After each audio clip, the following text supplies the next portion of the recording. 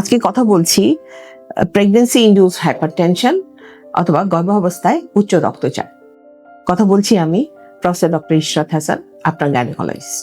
গর্ভাবস্থায় হাইপারটেনশন কিন্তু একটা জটিল অবস্থা। আমরা কিন্তু এই পেশেন্টদেরকে হাই রিস্ক প্রেগন্যান্সি বলি। এই সময় যদি ডিটেক্ট হয় যে তার ব্লাড প্রেশার হাই বা উচ্চ রক্তচাপ, তাহলে অবশ্যই তার গাইনোকোলজিস্ট তাকে কিছু অ্যান্টিহাইপারটেনসিভ বা প্রেশারের ওষুধ দিবেন, সেটা তো, এবং কিছু নিয়ম কানুন বলে দিবেন।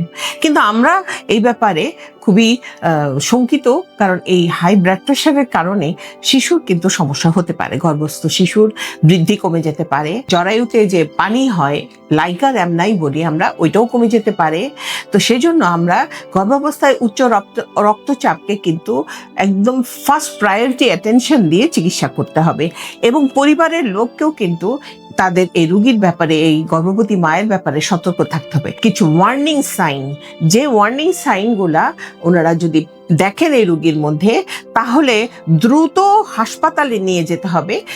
এই ওয়ার্নিং সাইনগুলা কি? একটা মায়ের, ওনারা জানেন ব্লাড প্রেশার হাই আছে অথবা জানেন না ব্লাড প্রেশার হাই আছে, তার যদি দেখা যায় ফ্রন্টাল হেডেক, মাথার এই জায়গায় ব্যথা হচ্ছে, পেশেন্ট যদি বলে তার চোখে ঝাপসা দেখছে। 3 নম্বর ওয়ার্নিং সাইন হচ্ছে তার যদি উপরের পেটে ব্যথা, অনেকটা গ্যাস্ট্রিকের ব্যথার মতন উপরের পেটে ব্যথা হয়, অথবা সে যদি বলে যে পূর্বের তুলনায় তার প্রস্রাবের পরিমাণ কমে গেছে, তাহলে এই গর্ভাবস্থার এই হাইপারটেনশনের পেশেন্টকে দ্রুত হাসপাতালে নিয়ে যেতে হবে। এই সমস্ত পেশেন্টকে অবশ্যই এমন একটা হাসপাতালে নিয়ে যেতে হবে যেখানে ভালো অপারেশন থিয়েটার আছে, যেখানে ইন্টেন্সিভ কেয়ার ইউনিট আছে, এবং এনআইসিউ, বাচ্চাদের শিশুদের যে এনআইসিউ সেই সাপোর্ট আছে, এবং একজন অভিজ্ঞ গাইনোকোলজিস্ট, অবস্টেট্রিশিয়ান এবং একজন ভালো অ্যানেস্থেসিস্ট আছেন।